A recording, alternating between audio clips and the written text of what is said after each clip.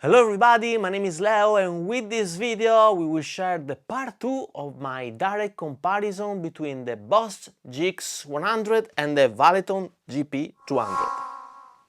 The part 1 was focused on a detailed comparison between the technical specifications and features of the two units, where this video is focused specifically on the tone and the feel. In fact, we will compare the two units versus real tube amps, checking out the frequency response, the dynamic range management, the note envelope and the effects. So, I hope you enjoy and please don't forget to subscribe and ring the bell, as it would really help me to make more videos like this. Let's start! We will now compare the modelers versus two real valve amps. A jumpered Plexi that is connected to a greenback speaker and with everything to none but the volume that is at 8 for both the channels, and a Fender Deluxe reverb connected to a Genesis speaker with everything to none. In the modeler I have loaded their simulations of the real amps with the IR I have made of the speakers I'm using in both the real amps. We will be testing the frequency response, the dynamic range management and the note envelope of the real deal versus the modelers, playing few licks with the guitar.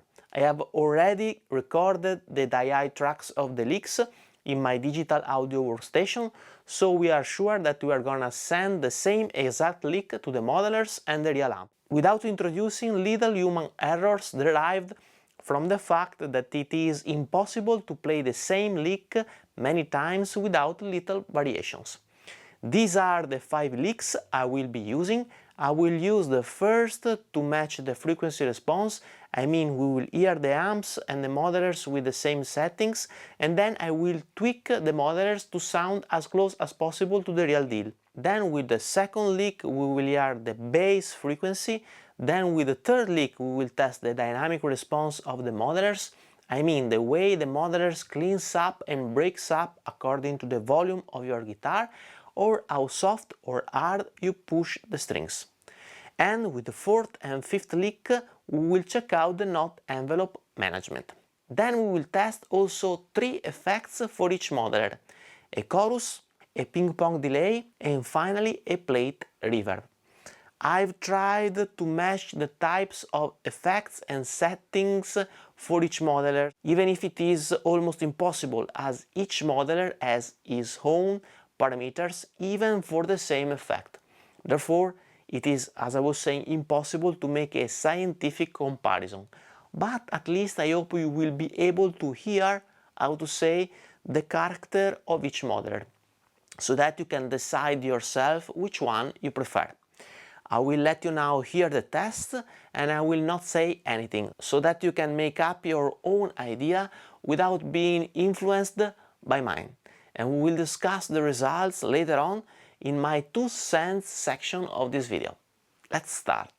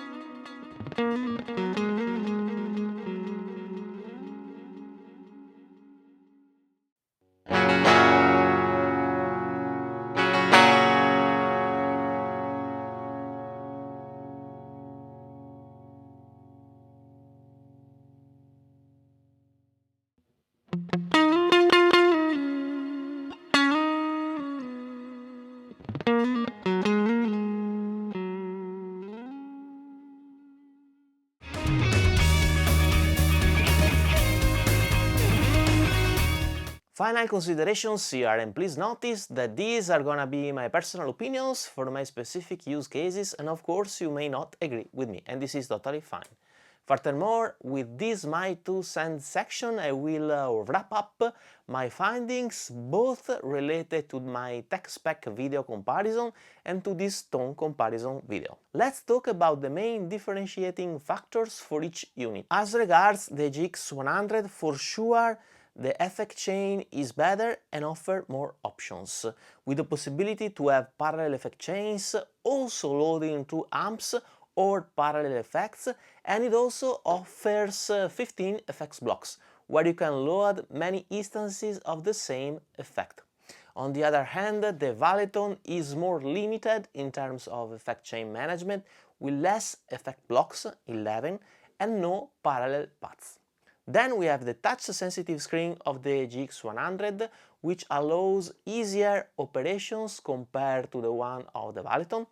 And in fact, with the GX100 I was able to find one of the best lead tone for my Strat, being able to find the tone I had in mind pretty easily, using the touchscreen and the rotary knobs in conjunction. Then I would mention the possibility offered by the GX100 to change mics and their position across the cab, which has a noticeable impact on your final tone, in my opinion. Finally, you can buy an optional Bluetooth connector for the GX100, which allows to control remotely the GX100 with your phone. And this could be handy, for instance, to check out how your tone is gonna perceived sitting like you were among your public and tweaking the unit remotely with an app. As regards the Valeton, I would mention the balanced stereo outputs that can be useful in live situation if you need to run long cables to connect your pedalboard to a mixing desk without adding noise. Then I would mention that the Valeton offers much more amp simulations, 71 versus 23, so if you like to experiment with different amp tones, you may want to choose the Valeton, even if the possibility for the boss to manage different mics and their position across the cab is for sure a plus. Finally, I would mention the price, as the Valeton is less expensive compared to the GX100.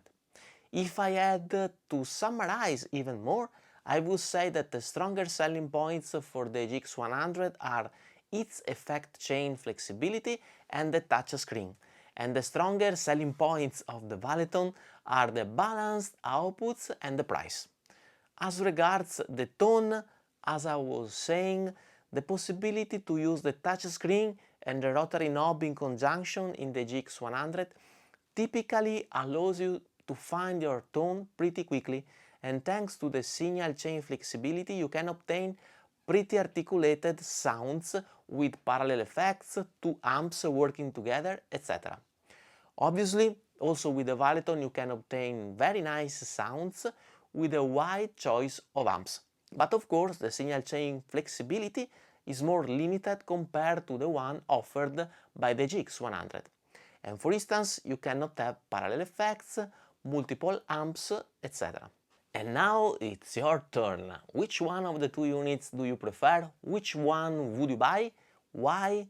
Please let me know your precious and valuable opinions in the comment section below, as our community and your comments could help other guitarists to make the right choice according to their needs. These were my final 2 cents. We have now reached the end of this video. I hope you enjoyed, and if you did it, please subscribe to my channel, ring the notification bell and leave a thumb up. It will be of a great help. If you're interested in my IRs or in my camper profiles, you can check out the link in the card above or description below, where there is also a link to a playlist of songs of mine and to my 2 new Leo Gibson Band songs. Thank you for watching and see you in the next video. Bye bye.